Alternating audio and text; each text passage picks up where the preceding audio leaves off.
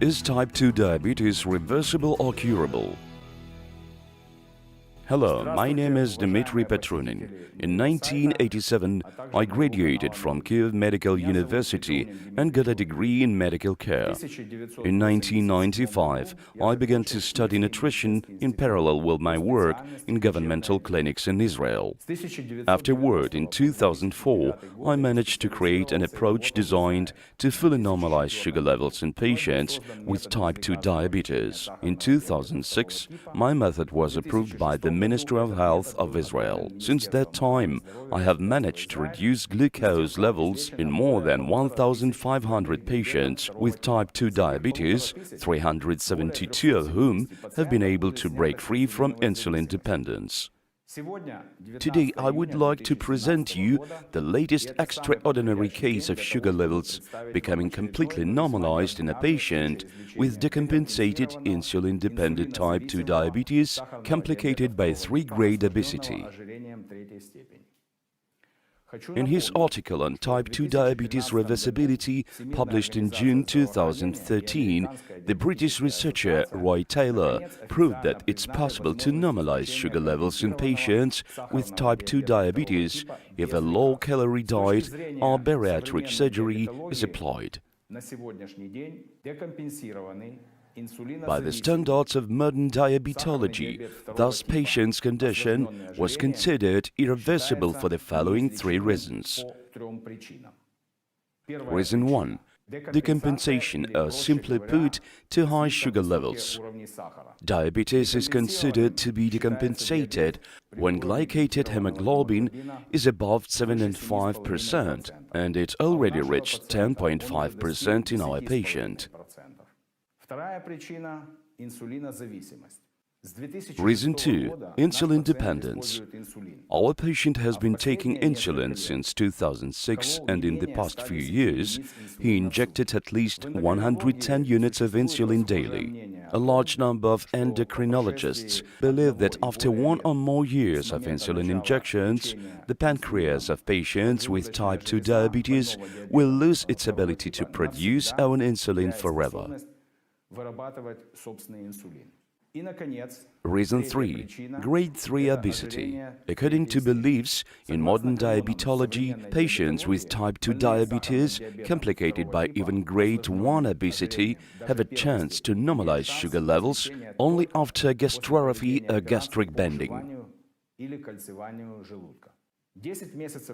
10 months ago, on August 24, 2016, Alexander Gusatinsky came to me for advice. Born in 1957, he is a veteran of the Ministry of Internal Affairs, a retired police lieutenant colonel, now residing in Blagoveshchensk, Kirovograd region. He was diagnosed with type 2 diabetes back in 1996.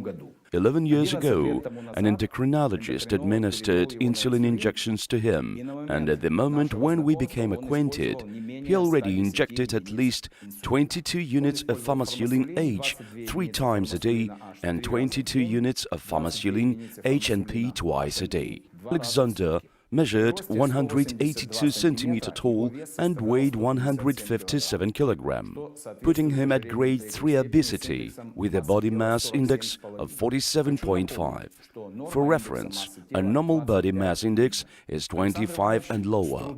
Alexander could hardly walk more than 100 meters without stopping.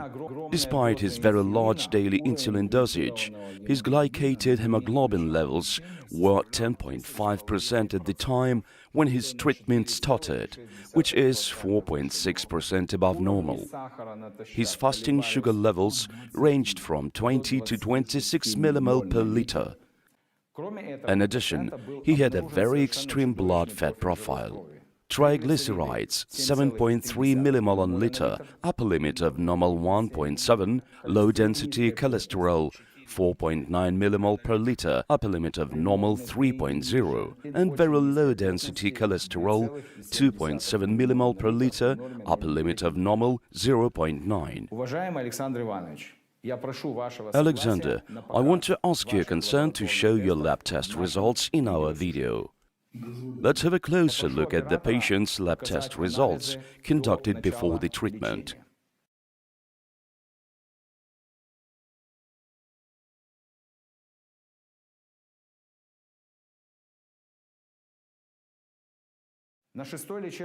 During the sixth treatment procedure on December 5, 2016, after 3.5 months of treatment, Alexander's glycated hemoglobin levels decreased to 6.6%. Show us the patient's lab test results. During this seventh treatment procedure, on January 16, 2017, after 5 months of treatment, the last 3 units of famotidine were cancelled. Finally, before the ninth treatment procedure, on March 25, 2017, exactly after 7 months since treatment started, the glycated hemoglobin level was recorded at 5.69%, which is 0.2% below the upper limit of normal. Blood fat profile normalized completely. Triglycerides decreased to 1.2 millimole per liter. Low-density cholesterol dropped to 2.6 millimole per liter. Very low-density cholesterol decreased to 0.5 millimole per liter.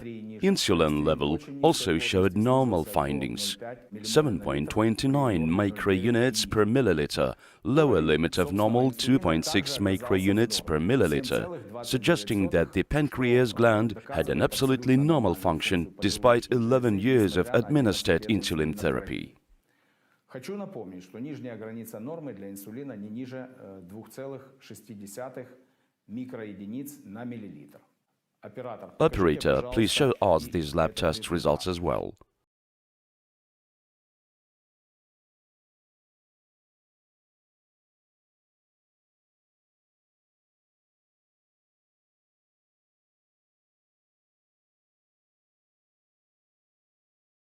Since his treatment started, Alexander has lost 38 kilograms and his blood pressure has completely normalized.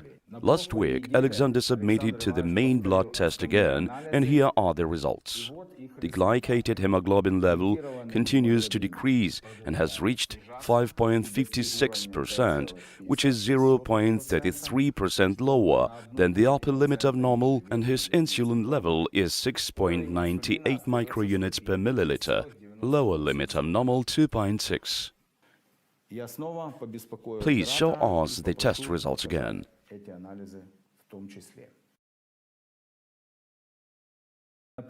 This patient's example shows us the inconsistency of the 3 dogmas in modern diabetology, which tell us that it's impossible to normalize sugar levels in patients with decompensated type 2 diabetes, insulin-dependent type 2 diabetes, type 2 diabetes complicated by obesity. Now, Alexander Gusatynsky will speak for himself.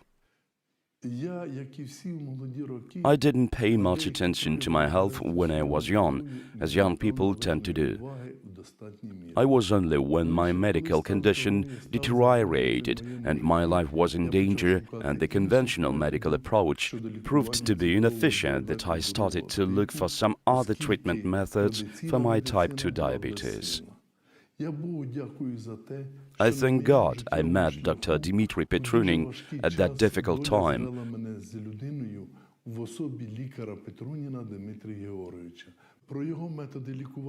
I knew about these treatment methods for a long time, since I saw him speaking about it on TV.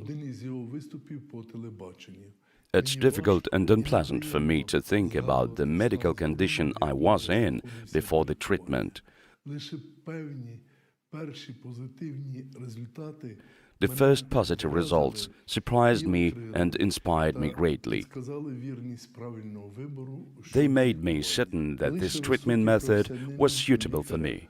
Dr. Petrunin's professionalism, strict compliance with the therapy plan, my belief in recovery, and my wife's and kids' support led to excellent results and positive changes in my health.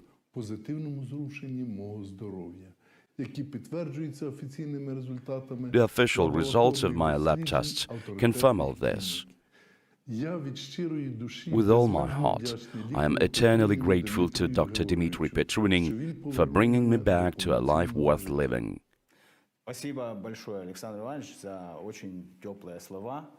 This is my third video interview, and not to repeat myself, I've consciously made it as short as possible.